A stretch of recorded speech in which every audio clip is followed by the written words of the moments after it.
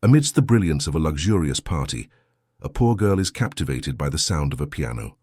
Driven by emotion, she invades the hall and asks to play in front of an incredulous audience.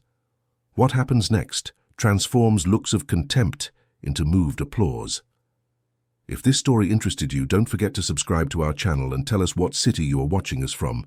We continue. I promise this will be the best story you will hear in your life. Chapter 1. The Melody of Fate. The sound of rain drumming against the window pane always brought a mix of comfort and anxiety for Sarah. Comfort because the rhythmic patter soothed her daughter, who loved listening to the natural music of water meeting glass. Anxiety because every storm in Queens turned the streets of their neighborhood into a mess, and the walk to the bus stop became a treacherous adventure of deep puddles and slippery sidewalks. On that Saturday morning, however, Sarah couldn't afford to complain about the weather. She had a new job waiting for her. Sitting on the edge of the narrow bed she shared with her daughter, Sarah smoothed out the simple uniform that had been delivered the day before. A white blouse, a black knee-length skirt, and a discreet apron. Nothing too different from the other temp jobs she'd managed to get over the past few months. But this one held a different kind of hope. The staffing agency had made it clear that the Ashworth family was one of New York's oldest and most respected families, and that working for them, even for a few weeks, could open important doors. Sarah knew she needed those doors. For 2 years, ever since she'd been left on her own, every day was a battle to make sure Lily, her daughter, had at least the basics. Lily. The little girl was lying beside her, still asleep, her brown hair fanned out on the thin pillow. She was only 5, but her eyes held a depth Sarah couldn't explain. It was as if the child understood more about the world than she should, as if she carried memories of something bigger, something that went beyond a simple childhood and playing in the cramped backyard of their building. Sarah gently brushed a hand across her daughter's face, feeling her heart clench. How could she explain to a child that she would have to spend the entire day alone, locked inside the apartment, while her mother worked at a lavish party on the other side of the city? Then the call came. The old landline in the kitchen rang at 6:30 in the morning, and Sarah answered with her heart already pounding. It was the agency supervisor, Celia Davis, her voice as dry and direct as ever. The babysitter who was supposed to watch Lily had cancelled at the last minute.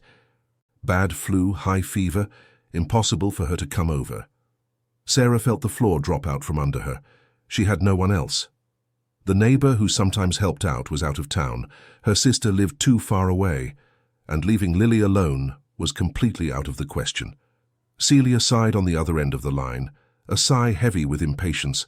She said Sarah would have to figure it out because the Ashworth family did not tolerate lateness, let alone no-shows. It was their son's birthday party, a major event, and the kitchen support staff needed to be at full strength. Sarah swallowed hard and did the only thing she could.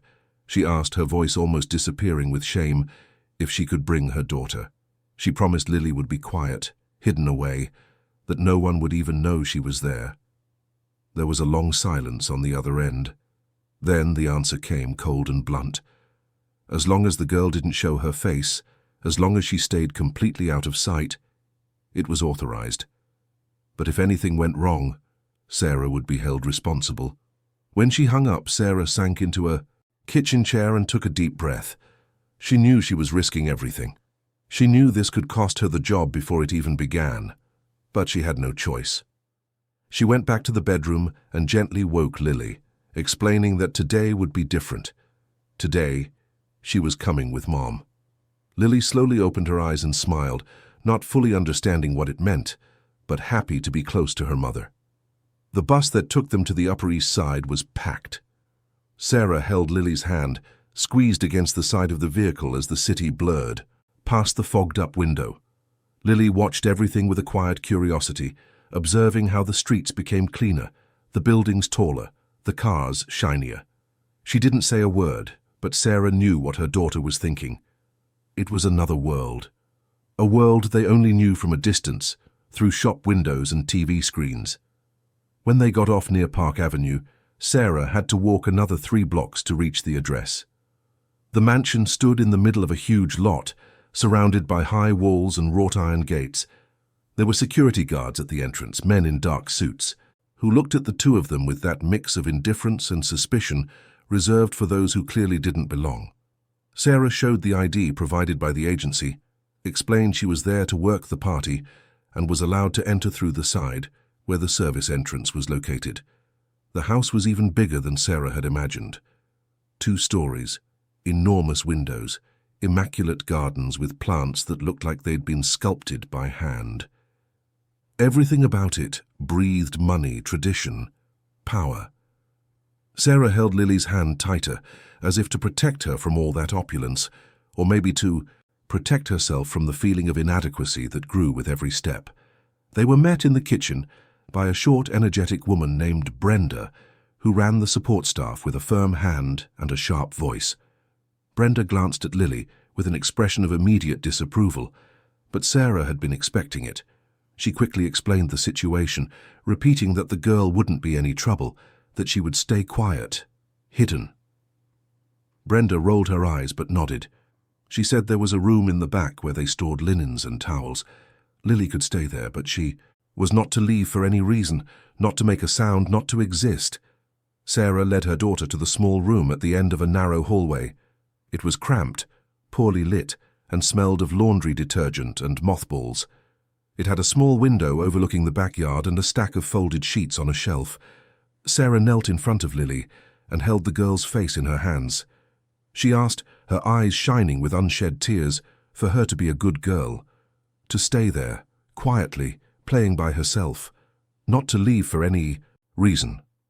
Lily agreed, her expression serious, as if she understood the gravity of the situation. Sarah kissed her daughter's forehead, left a small bag of cookies and a bottle of water, and left the room with a broken heart. She returned to the kitchen and threw herself into her work.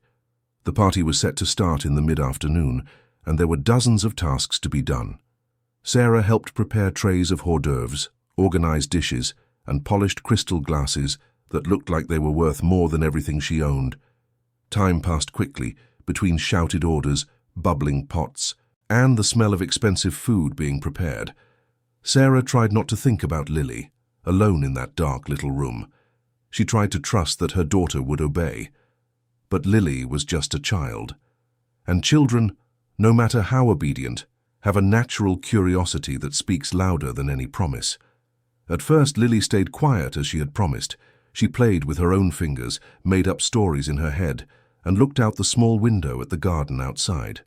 But slowly, a sound began to call to her. It was distant music, coming from somewhere in the house. Laughter, lively conversations, the clinking of glasses. And then something else. A melody, soft but present, like a whisper seeping through the walls, finding Lily exactly where she was. The girl got up from the pile of sheets where she was sitting and pressed her ear to the door. The music became clearer. It was just scattered notes, disorganized, as if someone were testing an instrument. But to Lily it was magical. She knew that sound. She knew it from somewhere deep inside, from a memory that both ached and warmed her at the same time. It was the piano. The same sound she used to hear when her father was alive, when he played in small clubs and took her with him, placing her on his lap while his fingers danced across the keys. Lily opened the door slowly.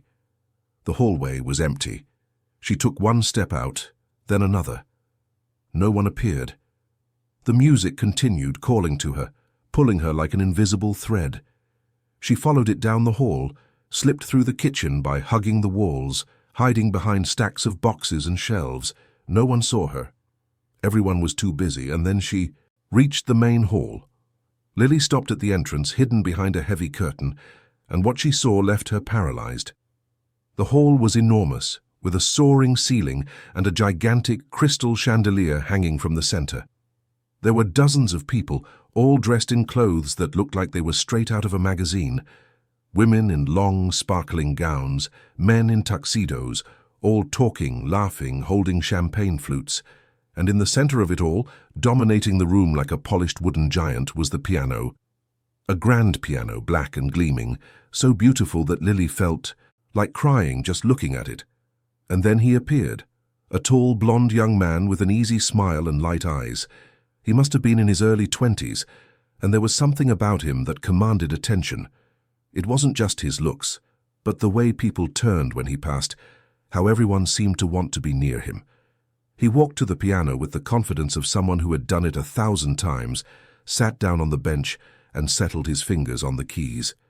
When he began to play, the entire hall fell silent. The melody that flowed from that instrument was unlike anything Lily had ever heard. It was sad but beautiful. It was as if each note carried a weight, a story, a longing. Lily felt something stir in her chest, an emotion so big she couldn't name it. It was as if that music was speaking directly to her, saying things she didn't understand, but that made perfect sense. She couldn't hold back. She stepped out from behind the curtain and started walking toward the piano. Her steps were small but determined. She crossed the hall, weaving between the guests who began to notice her presence. Whispers started to spread, glances of surprise, of confusion, of disdain. Who was this little girl? Where had she come from? Why was she here, dressed so simply, in the middle of such a sophisticated party? The young pianist kept playing, not yet having noticed, but Lily was getting closer. When she finally reached the piano, she stopped right beside him and waited. She waited until the music ended, until the last note echoed through the hall and dissolved into silence. The young man opened his eyes and looked down. He was surprised to see the little girl there so close, looking up at him with those deep, serious eyes. He smiled, not quite understanding what was happening. Then Lily spoke. Her voice was soft but firm. She said, with all the innocence and courage that only a child possesses, that she wanted to play too. The hall erupted in murmurs. Some people laughed, thinking it was a tasteless joke. Others were outraged. How dare that child interrupt the party? Who did she think she was? A woman in a blue dress, her hair in an elegant bun, commented loudly that this was an outrage, that someone should get that girl out of there immediately.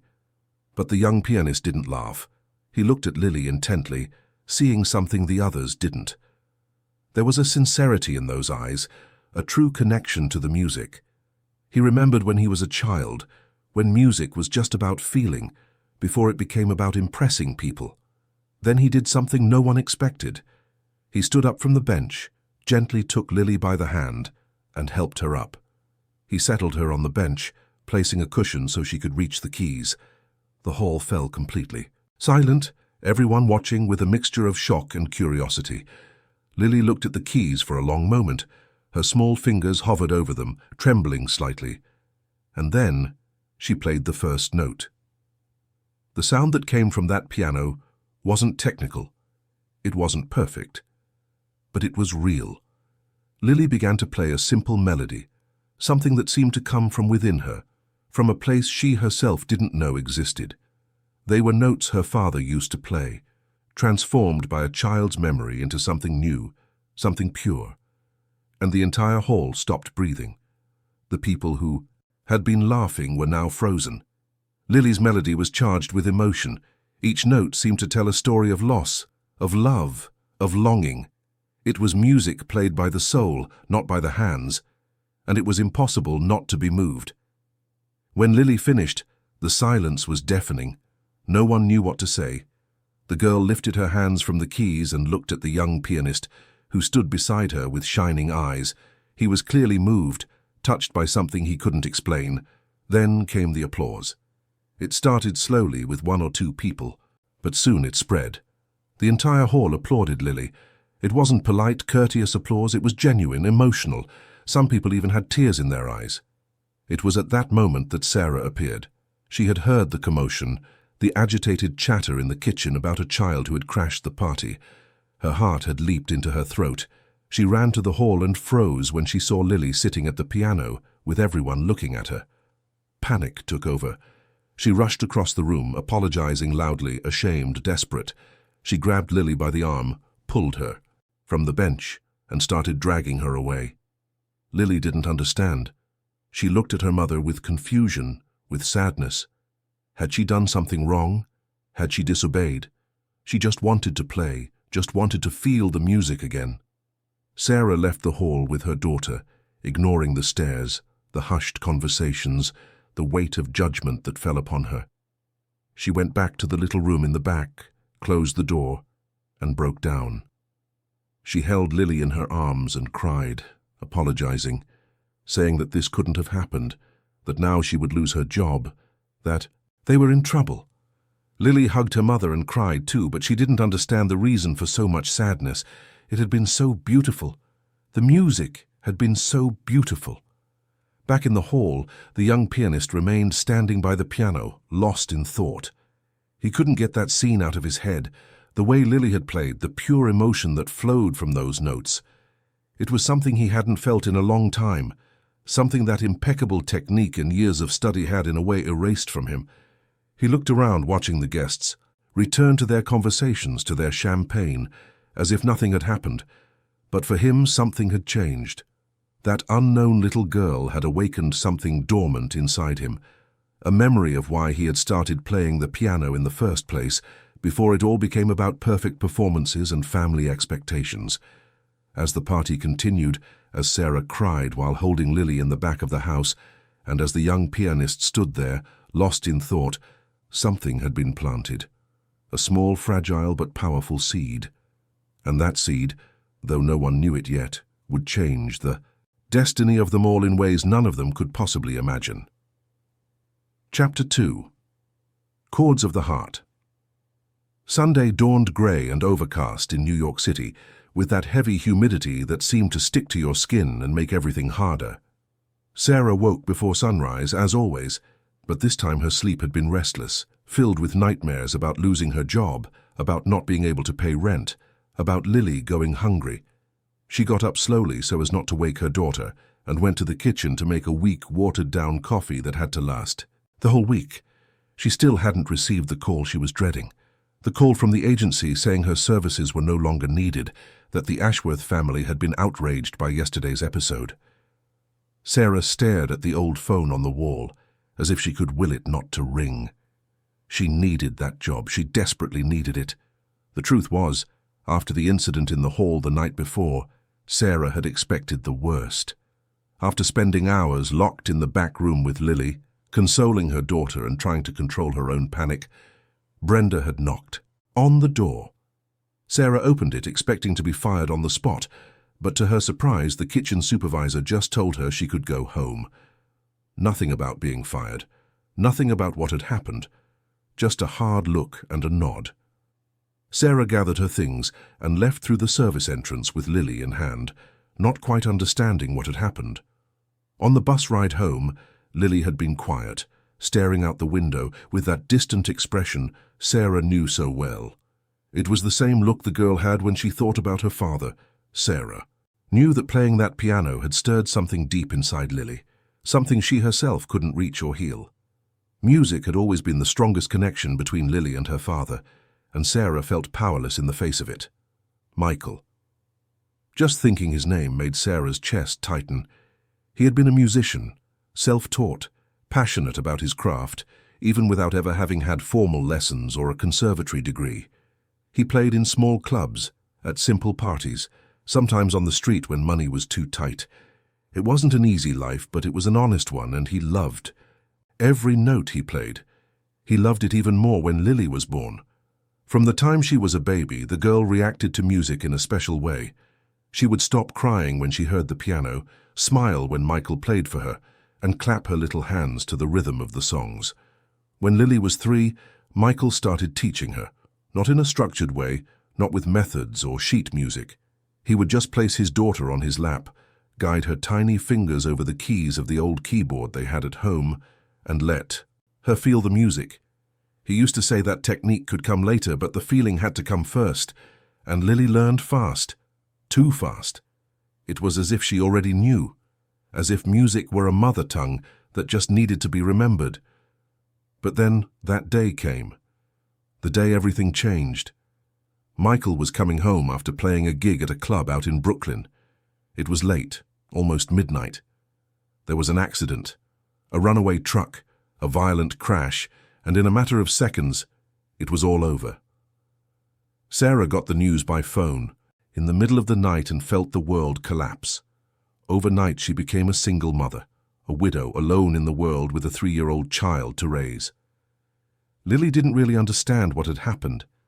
Sarah tried to explain gently, saying that Daddy had gone to a faraway place, that he wouldn't be coming back. The girl cried, but she was too young to grasp the permanence of it. For weeks, she would ask when her dad was coming home, when he would play the piano for her again, and every question was like a knife in Sarah's heart. The worst part was when Lily stopped asking, stopped talking about her dad, stopped playing the songs he had taught her. The old keyboard sat in the corner of the living room, gathering dust, and Sarah didn't have the heart to sell it, even when money was desperately tight. It was the last physical connection to Michael, the last proof that those years of happiness had been real. And then, on Saturday, Lily had played the piano for the first time in 2 years, not on the old keyboard at home, but on a magnificent grand piano in front of dozens of rich and important people, and it had been beautiful. Despite all the fear and shame, Sarah couldn't deny that it had been beautiful.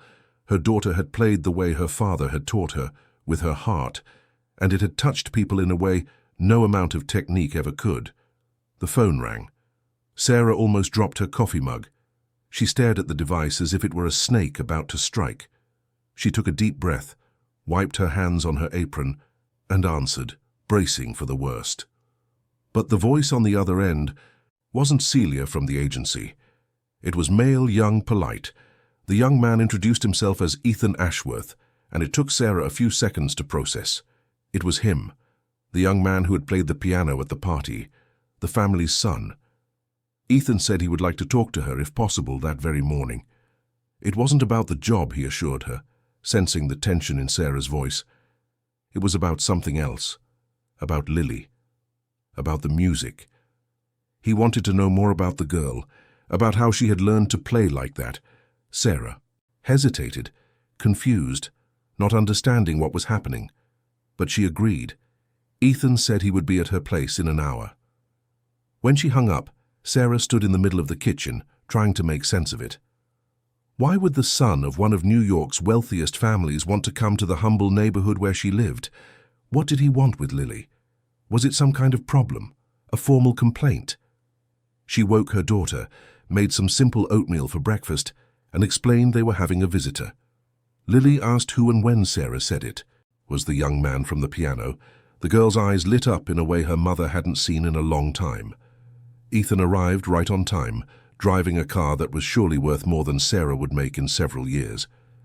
He parked on the narrow street, between old cars and rusty motorcycles, and got out wearing casual but clearly expensive clothes. A few neighbors peeked out their windows, curious. It wasn't common to see someone like him around there. Sarah met him at the door, nervous, apologizing in advance for the simplicity of her apartment. Ethan smiled, that easy, genuine smile, and said it was no problem at all. He came in, greeted Lily with a warm nod, and sat in the chair Sarah offered. The conversation started slowly. Ethan explained that he hadn't stopped thinking about Lily's performance. He said there was something in that music, something that had touched him deeply. He wanted to understand where it came from, how such a young girl with no formal training could play with so much emotion. Sarah hesitated at first, but gradually she began to open up. She told him about Michael, about how he was a musician, about how he had taught Lily from a young age. She told him about the accident, about how the girl had stopped playing after she lost her father. And for the first time since that terrible day, Sarah cried in front of someone other than Lily. She cried for what she had lost, for her exhaustion, for her loneliness. Ethan listened in silence, a look of genuine compassion on his face. When Sarah finished, he was quiet for a moment, processing. Then he looked at Lily, who was sitting on the couch hugging an old doll, and asked if she remembered the songs her father used to teach her. Lily nodded shyly. She said she remembered some of them. That sometimes when she was alone, she tried to remember the notes, but it was hard without a real piano. That's when Ethan made the proposal that would change everything. He said he would like to play with Lily again, not in front of other people, not at a party, just the two of them in private, in the music room of the mansion. He said there was something about that girl he needed to understand, something that had reawakened in him a passion for music that had been dormant for years. Ethan explained that he had studied piano since he was 6, with the best teachers at the best schools. His technique was flawless, his repertoire vast. But at some point, music had stopped being about feeling and had become just about impressing people, about playing perfectly at social events, about upholding the family tradition, about meeting expectations. But Lily played differently. She played with her soul. And Ethan wanted to learn how to do that again. Sarah didn't know what to say. Part of her thought it was crazy. A rich young man wanting to spend time with her poor daughter. What would people say? What would his family think? But another part of her, the part that saw Lily's eyes shining with hope, knew she couldn't deny her daughter this. Ethan then made a point of reassuring her. He said he would talk to his mother, that he would explain the situation, that he would ask for permission to use the music room during hours when the house was empty, that it would all be discreet, respectful, and most importantly that Lily would have access to the piano whenever she wanted, without having to hide, without fear. Sarah still hesitated, but it was Lily who decided. The girl got up from the couch, walked over to Ethan, and asked, in that small but firm voice, if she could really play the big piano again. Ethan smiled and said yes, she could. And what's more, he would love to learn from her too. And so began an unlikely friendship, built on ivory keys and musical notes, between two worlds so different yet united by the universal language of music. The first session took place 3 days later, on Sunday, a Wednesday afternoon. Sarah took Lily to the mansion, but this time they went in through the front door. Ethan greeted them personally, and Sarah noticed some of the staff looking on with curiosity, but no one said anything. Ethan had authority there, and his decisions were respected. The music room was on the second floor with wood-paneled walls and shelves filled with old sheet music. The piano sat in the center, illuminated by the soft light coming through a large window. It was a Steinway, Ethan explained, one of the best pianos in the world. It had belonged to his grandfather, who was also a musician. Lily entered the room with wide eyes, walking slowly toward the instrument, as if she were in a sacred place. Ethan helped her onto the bench, adjusted the height, and sat down beside her. Then he asked what she would like to play. Lily was silent for a moment, thinking. Then she said she wanted to play the Rain Song. Ethan asked what that was, and Lily explained that it was a song her father had created, inspired by the sound of rain falling on their apartment window. It was simple but beautiful, and then Lily began to play. Her small fingers danced over the keys with a natural lightness, creating a melody that truly sounded like rain. Soft drops at first, then stronger, then calming down again. It was poetic, it was visual, it was emotional. Ethan was fascinated, not just by the music but by the way Lily played. There was no hesitation, no fear of making a mistake. She simply felt and translated that feeling into sound. When the song ended, Ethan applauded, genuinely impressed. Then it was his turn. He played a classical piece, Chopin, executed with technical perfection. The notes were precise, the rhythm impeccable. But when he finished and looked at Lily, the girl had a thoughtful expression on her face. Ethan asked what she thought. Lily answered with the brutal honesty of children. She said it was pretty, but it sounded sad. Ethan was surprised. Sad. It was a waltz. It was supposed to be cheerful. But Lily insisted. She said the notes were right, but she felt a sadness in them, as if Ethan wasn't happy while he was playing. That hit Ethan hard. It was true, he played perfectly but without joy. Music had become a duty, not a pleasure, and a 5-year-old child had noticed it in a matter of minutes. Ethan asked Lily how he could do it differently. The girl thought for a moment, and then suggested he play while thinking about something that made him happy. Ethan tried, but it was harder than he imagined. He had spent so much time focusing on technique that he had forgotten how to simply feel. Then Lily had an idea. She asked him to play with her at the same time on the same piano. Ethan found it strange at first, but he agreed. They sat side by side, and Lily started with her Rain Song. Ethan accompanied her, improvising, letting himself be guided by what he felt in the moment instead of following any rule or structure. And something magical happened. The music they created together was technically imperfect, but it was beautiful. It was alive. It was real. Ethan felt something inside him that he hadn't felt in years. a pure, almost childlike joy of simply making music for the pleasure of it. When they finished, they were both smiling. Sarah, who had been waiting in the room, had tears in her eyes. It was like watching her daughter rediscover a part of herself that had been lost. The sessions became a regular thing. Twice a week, Ethan and Lily met in the music room. Sarah always stayed nearby, sometimes doing small cleaning jobs that Ethan insisted on paying for separately, other times simply waiting, sewing or reading an old magazine. As the weeks went by, the friendship between Ethan and Lily grew. They didn't just play together, they talked, laughed, and shared stories.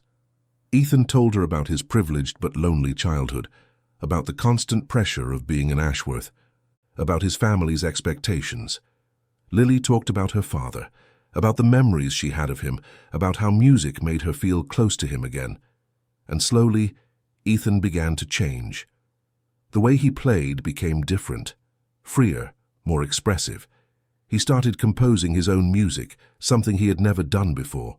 And Lily was changing too. She became more confident, more talkative, happier. The music was bringing the light back into the girl's eyes. But not everything was harmonious. Inside the mansion there were disapproving glances. Staff members whispered about the strange situation. A poor child playing the piano with the boss's son. There was something improper about it, something that didn't fit the natural order of things. And eventually those whispers would reach the ears of the person who truly mattered. Eleanor Ashworth, the matriarch of the family. A woman in her 60s, elegant, stern, with eyes that seemed to assess and judge everyone and everything around her. She had tolerated her son's sudden interest in the temporary help's daughter because she thought it would be a passing phase. A momentary act of charity, perhaps. But as the weeks went by and Ethan continued to devote time to that child, Eleanor began to grow uneasy. It wasn't about kindness or cruelty. For Eleanor, it was about maintaining structure, hierarchy, everyone's place in society. Mixing different worlds only brought trouble. And she had plans for her son. Plans that involved a good university abroad, an advantageous marriage, a respectable career, none of which included a friendship with a poor girl who played the piano without any formal training. But for now, Eleanor watched in silence, calculating, waiting for the right moment to intervene. And all the while in the music room, Ethan and Lily continued to create their own symphony, completely oblivious to the storm gathering on the horizon. Chapter 3. Broken Silence. 2 months had passed since that first meeting in the music room, and fall was beginning to show its first signs in New York City. The afternoons grew shorter, the air crisper, and the trees on the Upper East Side began to shed their golden leaves onto the immaculate sidewalks. For Lily, those 2 months had been the happiest since she had lost her father. Music was back in her life, and with it, a joy that Sarah thought she would never see in her daughter again. The sessions with Ethan continued twice a week, always on Wednesday and Friday afternoons. They had developed their own routine. Lily would arrive, run up the stairs to the music room, and Ethan would already be there waiting, the piano open and sometimes with a surprise prepared. It might be a new piece of sheet music he wanted her to hear, or an imported chocolate he had bought especially for her. Small gestures that showed how important their friendship had become to him. Ethan wasn't just a teacher, although he taught Lily about scales, chords, and rhythm in a playful and fun way. He was a friend, perhaps even a substitute father figure, though neither of them would ever admit it out loud. They talked about everything.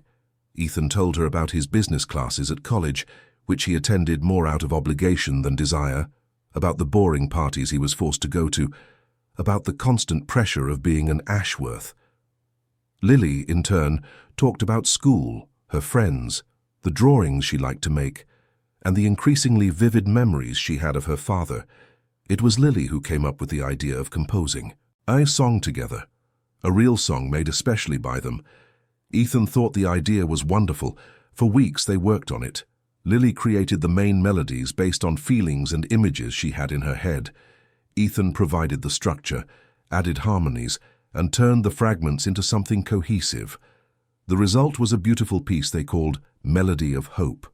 It was about starting over, about finding light after darkness, about the unlikely friendships that emerge when we least expect them. Sarah watched all of this with a mixture of gratitude and worry. Gratitude because Lily was flourishing, because the girl was smiling again, because she had something to look forward to. But also worry because it all seemed too good to be true.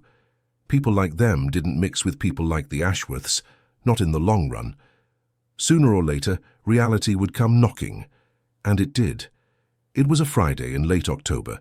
Sarah was in the kitchen helping with dinner preparations when Brenda appeared with a serious expression on her face. She said that Mrs. Ashworth wanted to speak with her, immediately in the main office. Sarah's heart pounded. In those 2 months she had only seen Eleanor from a distance. The matriarch rarely ventured into the areas where the staff worked, preferring to stay on the upper floors or at her social engagements outside the home. But Sarah knew who she was. Everyone did. Eleanor was the heart and brain of that family, the one who really made the important decisions.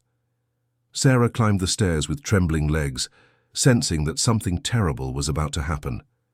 Eleanor's office was on the second floor, a large room with dark wood furniture, shelves full of old books, and a massive desk where she worked. Eleanor herself was sitting behind the desk, her hands folded over a file, her cold, calculating eyes fixed on Sarah. She didn't waste time with pleasantries. In a controlled but firm voice, Eleanor got straight to the point. She said she had tolerated this situation for too long, that her patience had its limits, that it was absolutely inappropriate for her son, a young man from a good family with a bright future ahead of him, to be spending so much time with the daughter of a temp worker. Sarah tried to defend herself, saying it was all innocent, that it was just about music, that Lily wasn't causing any trouble. But Eleanor cut her off with a wave of her hand. It wasn't about the girl causing trouble, she explained coldly. It was about keeping things in their proper places. It was about Ethan not forming inappropriate attachments that could confuse the expectations of everyone involved. Eleanor then made her decision clear. Sarah's services were no longer required. She would be paid for the weeks she had worked, with a small extra bonus. And she was to leave the house immediately.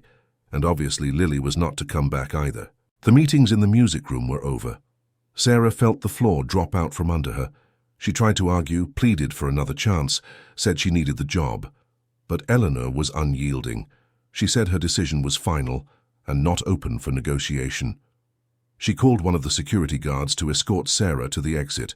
Sarah went down the stairs in a state of shock, her legs weak and her eyes burning with unshed tears. She gathered her things from the kitchen as the other staff members looked on with either pity or curiosity. Then she remembered Lily. The girl was in the music room with Ethan, completely unaware of what had just happened. She ran up there and threw open the door without knocking.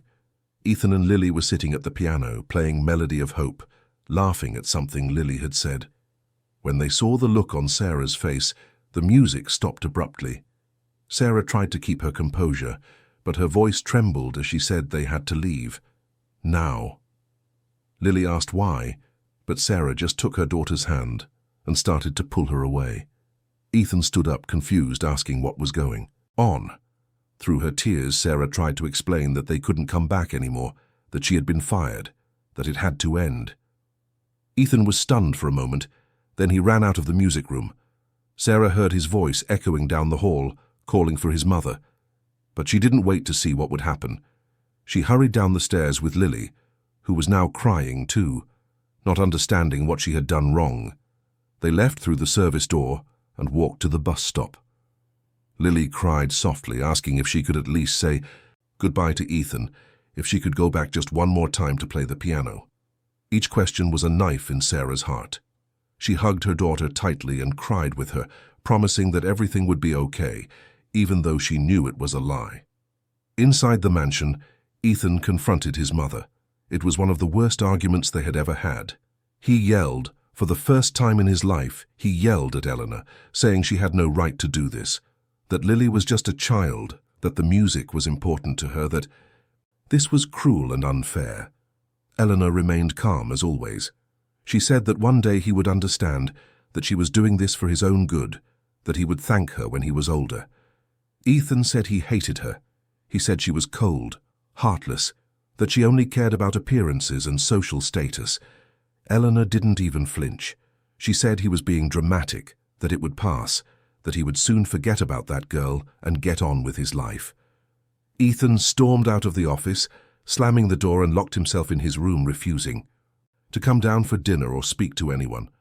Over the next few days, Ethan tried to contact Sarah. He asked some of the staff for her phone number, but no one knew or no one was willing to say. He tried asking Brenda, but the supervisor said she didn't have that information. Ethan realized they were deliberately making it difficult. His mother had given orders. He thought about hiring a private investigator, but everything he had came from his family. His credit card was in his parents' name, his car was a gift from them. He had no real financial independence. For the first time in his life, Ethan felt like a prisoner of his own wealth. Meanwhile, life for Sarah and Lily returned to its harsh reality. Without the job at the mansion, Sarah had to go back to taking odd jobs, gigs that paid poorly and offered no security. She did laundry for neighbors, cleaned houses, made pastries to sell, anything to pay the bills and put food on the table. Lily changed. The light that had returned to her eyes during those 2 months began to fade again. She didn't talk about Ethan, didn't ask when. They would see him again. It was as if she understood in her childlike but profound way that it was truly over, that some doors, once closed, don't reopen. But the music didn't leave her. Lily started doing something that broke Sarah's heart. On afternoons when she didn't have school, the girl would take pieces of colored chalk or sticks and draw piano keys on the sidewalk in front of their apartment building. She would sit there, placing her fingers on the imaginary keys, and pretend to play. She would close her eyes and move her hands as if she were playing Melody of Hope, the song she and Ethan had created together. The neighbors looked on with pity. Some of the other kids laughed, thinking it was weird, but Lily didn't care. This was her way of keeping the music alive, of keeping alive the memory of those 2 magical months at the mansion on the Upper East Side. That's how Ethan found her. 3 weeks had passed since Sarah's dismissal.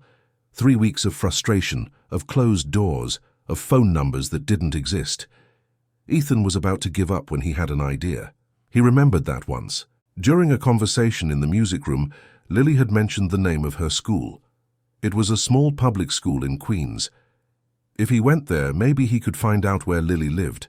That's exactly what he did.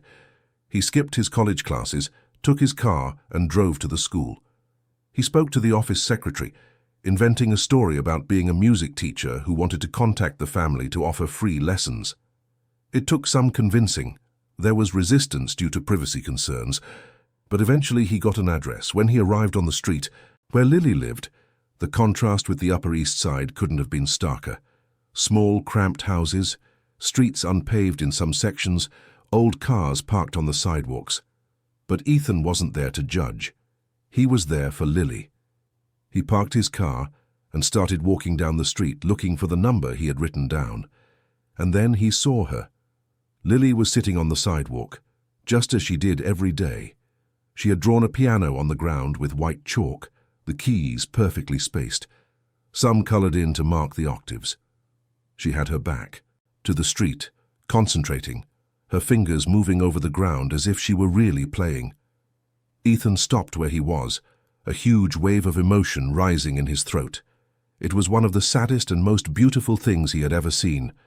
Here was a girl who loved music so much that she drew pianos on the ground just to keep playing, to keep alive a passion the world insisted on taking from her.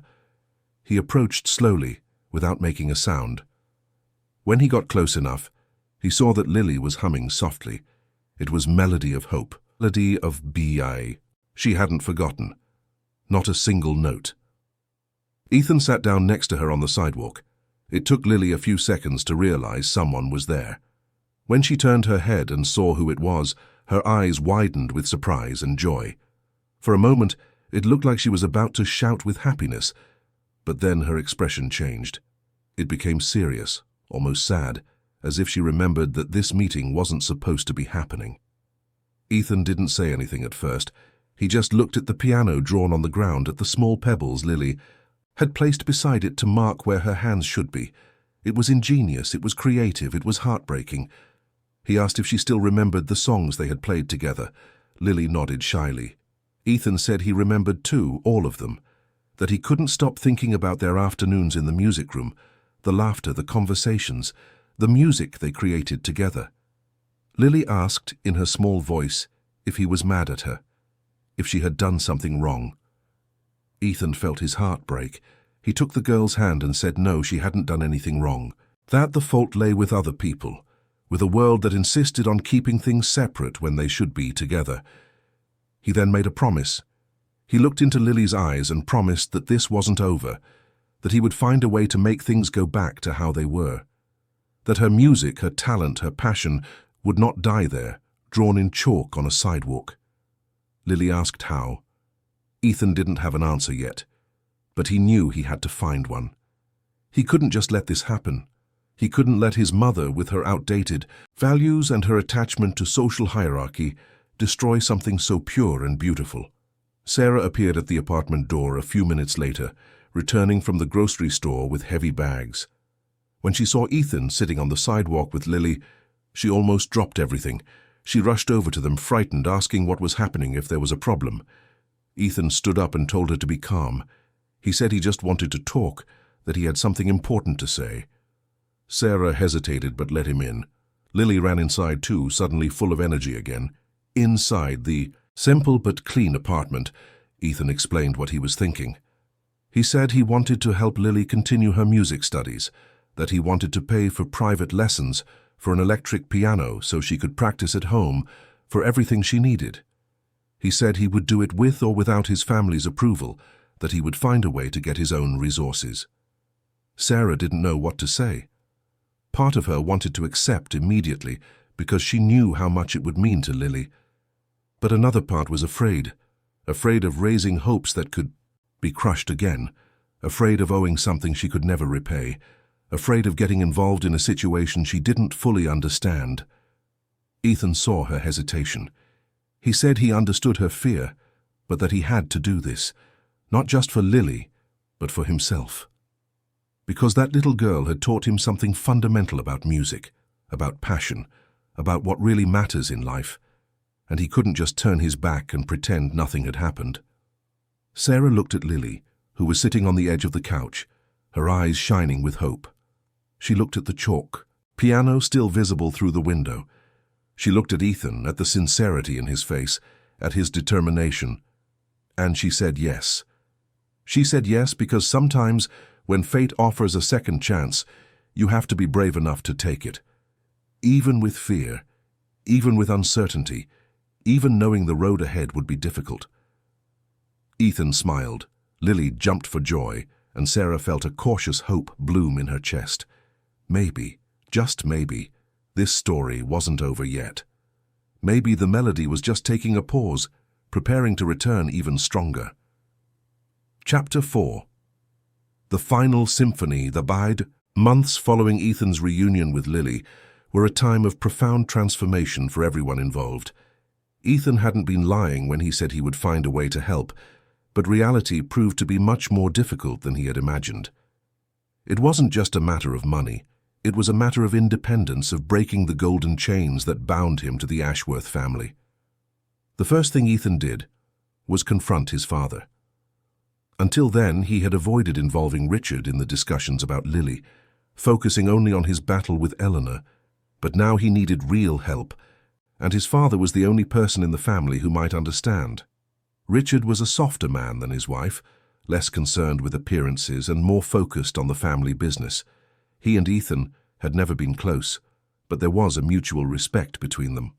One afternoon in November, Ethan asked to speak with his father in his office. Richard was reviewing contracts when his son walked in, and he could tell immediately from the young man's expression that this was serious. Ethan didn't waste any time. He told him everything from the beginning, from the day of the birthday party to the reunion on the sidewalk. He spoke about Lily with a passion Richard hadn't seen in his son in years, perhaps ever. He explained that he wanted to help the girl, that he felt it was his duty, that it had become too important to ignore. Richard listened in silence, his fingers laced together on the desk. When Ethan finished, there was a long moment of quiet. Then, to his son's surprise, Richard didn't explode. He didn't yell, didn't call it absurd. He just sighed a weary sound and said he understood. He said that Eleanor was a difficult woman, that even he sometimes felt suffocated by the rigid rules she imposed.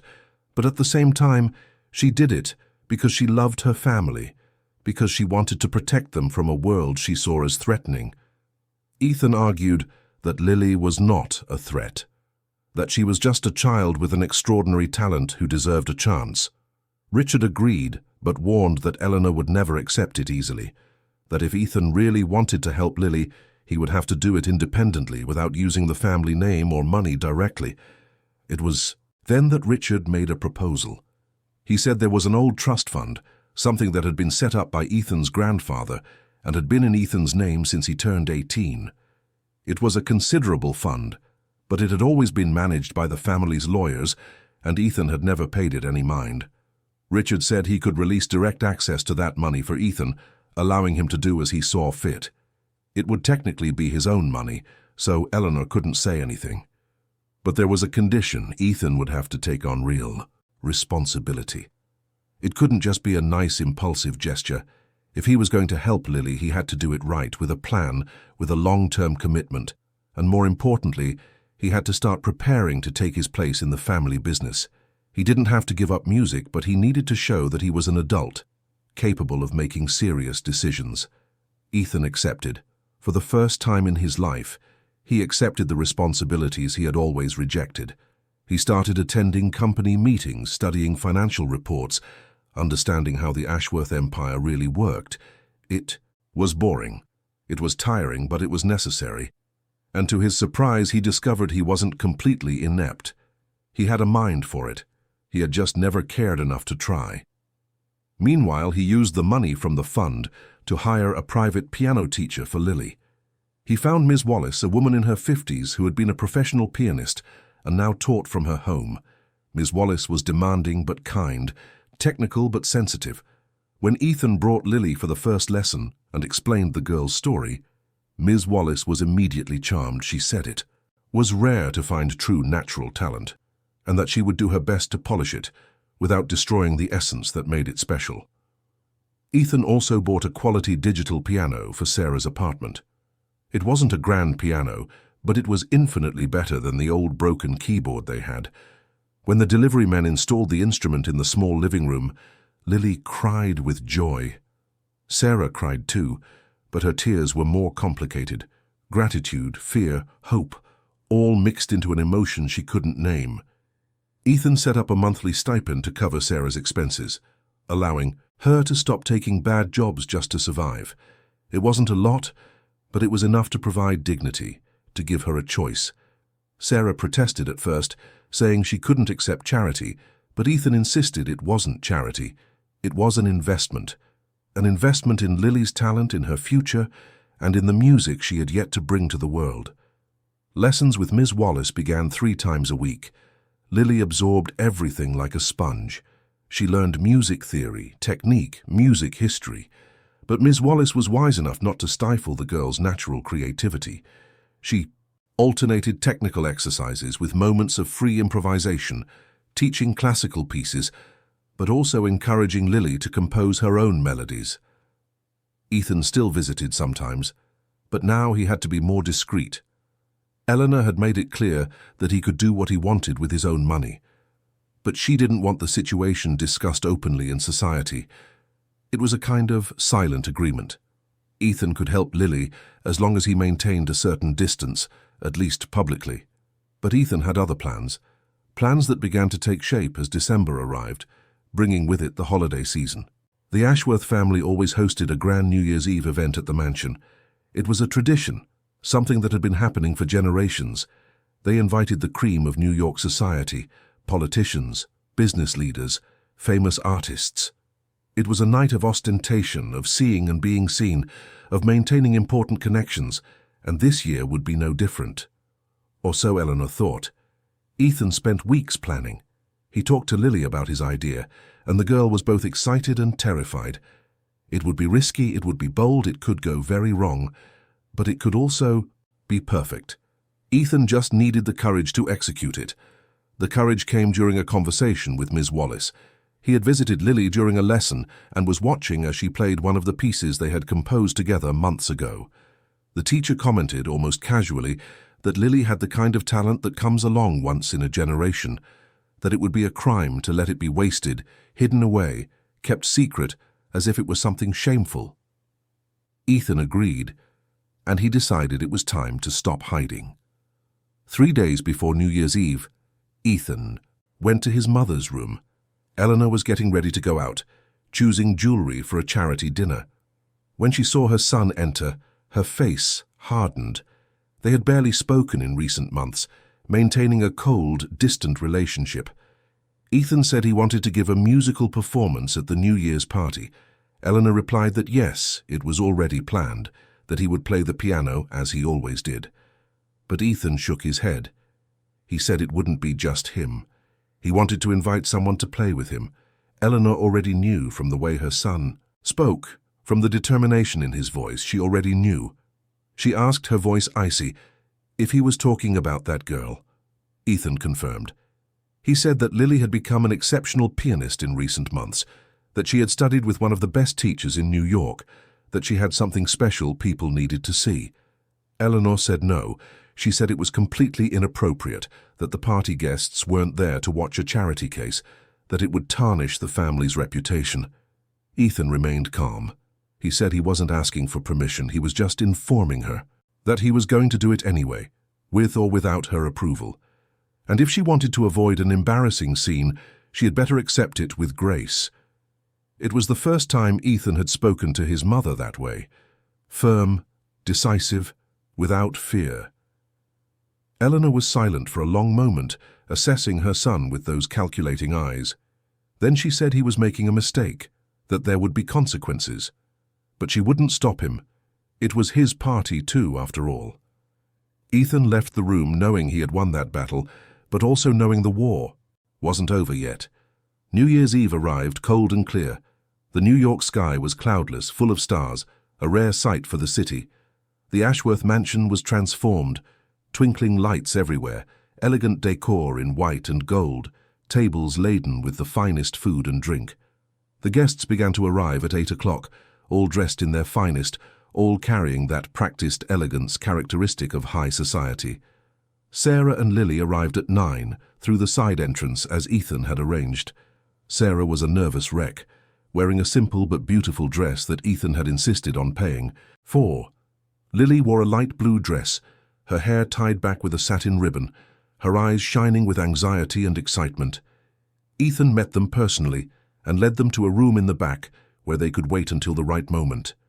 He told Lily to stay calm, to trust herself, to play from the heart as she always did. Lily nodded, but Sarah could see her daughter's hands were trembling. At 11 o'clock, Ethan took the small stage that had been set up in the main hall, the same hall where Lily had played for the first time, months ago when it all began. The guests turned to pay attention, expecting the annual performance from the Ashworth's son. Eleanor was sitting in the front row next to Richard, her face a neutral mask that revealed nothing. Ethan took the microphone and thanked everyone for being there. He said that this night was special, that he had something different prepared, that in recent months he had learned something important about music, about passion, about what really matters, and he wanted to share that with everyone. Then he invited Lily to the stage. A collective whisper went through the room as the little girl appeared. Many still remembered her from the birthday party, the poor girl who had dared to play the piano. But she looked different now, older, more confident, properly dressed. And there was something in her eyes that captured your attention, something that promised magic. Lily sat at the piano next to Ethan. He looked at her and smiled, trying to convey a sense of calm. Then they began to play. It was Melody of Hope, the song they had created together, but now transformed. Lily had worked on it with Ms. Wallace, adding complexities, refining the transitions.